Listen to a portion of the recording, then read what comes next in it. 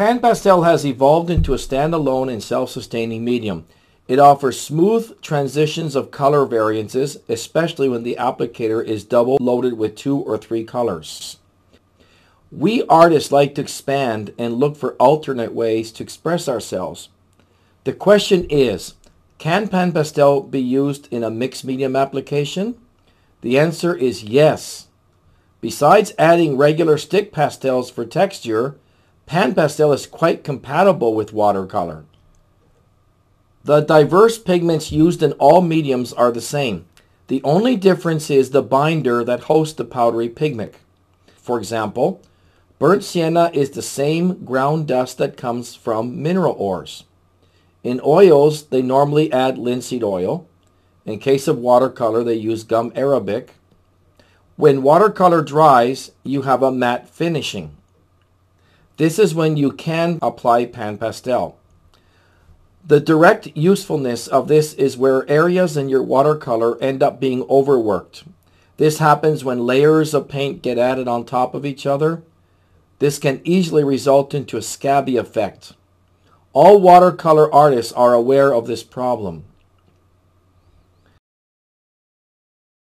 This is when PanPastel can freshen up overworked areas and enliven dull areas. As you can see, when this is applied to a dry watercolor, it is hard to tell the difference between the two mediums, if at all, much less once the painting is framed. As mentioned earlier, that's because the watercolor binder has dried. PanPastel is spread thinly into the grooves of the watercolor paper with the applicators, so it looks the same as dried watercolor.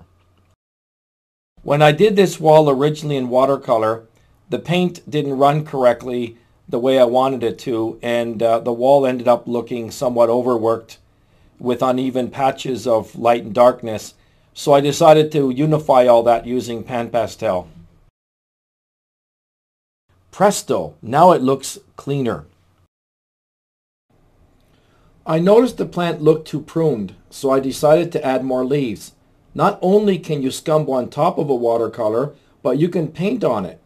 This way you have perfect control. If you don't like what you just did, you can erase it off and start over until you get it right.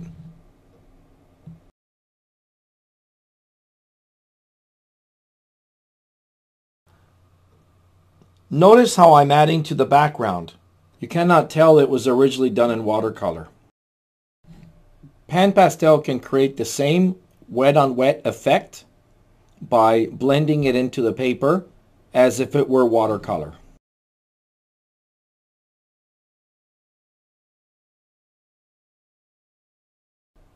Another neat thing that you can do is scumble over areas to push them back to justify the atmosphere perspective. I am scumbling some blue sky color on the trees, and you can see how that tree limb goes further back into the distance.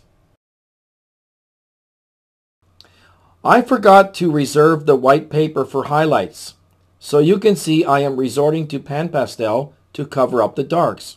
I chose a pigment that has more tinting power. The more tinting power the pigment has, the better it will cover the underlayer of your watercolor.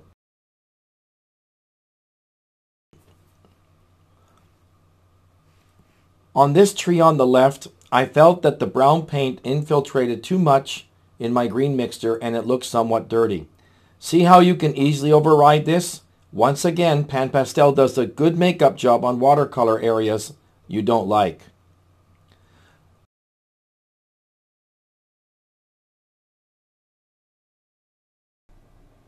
Another fantastic application with PanPastels over watercolor, you can create a very convincing feeling of fog or mist. Apply titanium white with the sponge applicator in circular motions as if you were waxing a car.